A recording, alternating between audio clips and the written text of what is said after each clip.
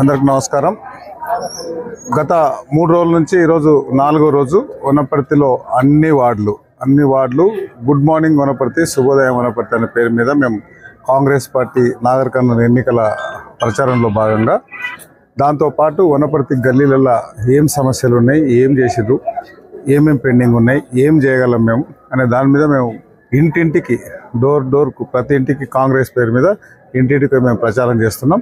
దాంతోపాటు మీకు ఏమి సమస్యలు ఉన్నాయి, ఏమి ఇబ్బందులు ఉన్నాయి అడుగుతున్నాం. దాంట్లో నాకు తెలిసింది మా క్యాడర్కు, మా చైర్మన్ గారు కానీ, మా కాంగ్రెస్ కౌన్సిలర్స్ కానీ, మా వాళ్ళకి అర్థమైంది ఏంటంటే ఈ మధ్యకాలంలో ఒక 14 మంది కౌన్సిలర్లు, అంతకుముందు 16 మంది కౌన్సిలర్లు బీఆర్ఎస్ నుంచి గెలిచి కాంగ్రెస్ పార్టీలోకి వచ్చారు. అంటే వాళ్ళని గెలిపించిన ప్రజలకు వాళ్ళు ఏం న్యాయం చేయలేకపోయారు. వాళ్ళు అంటే అప్పుడున్న పరిస్థితిలో వాళ్ళని ఎవరన్నా వాళ్ళు తీసుకెళ్ళినా అప్పుడున్న ఎమ్మెల్యే గారి దగ్గరికి, అప్పుడున్న మంత్రి గారి దగ్గరికి పలానా ఇల్లు కావాలి, పలానా ట్రైన్ కావాలి, పలానా మోటార్ కావాలంటే కనీసం అక్కడ మాట్లాడే పరిస్థితి లేదు, టైం ఇచ్చే పరిస్థితి లేదు. కాబట్టి వాళ్ళ కాంగ్రెస్ పార్టీలు అయితేనే ప్రజలకు న్యాయం చేయగలము. ఈ ఉన్న సంవత్సరం అన్న చేద్దామని వాళ్ళందరూ కాంగ్రెస్ పార్టీలో జాయిన్ అయినారు. వాళ్ళతో పాటు మేము తిరుగుతున్నాం.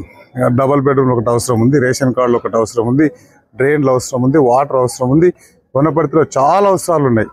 సో అందరికీ మేము ఇందిరామ ఇండ్లు ఇస్తాం, పెన్షన్లు చేస్తాం, పెన్షన్లు పెంచుతాం. అన్నీ మా కాంగ్రెస్ మేనిఫెస్టో ఇచ్చిన 6 గ్యారంటీలతో పాటు పార్లమెంట్ ఎలక్షన్లు ఇచ్చిన 5 గ్యారంటీలు మేము ప్రజలకు తీసుకెళ్తున్నాం. మమ్మల్ని మొన్న ఎమ్మెల్యేగా నన్ను దీవించారు 25,000 ఓట్లతోన.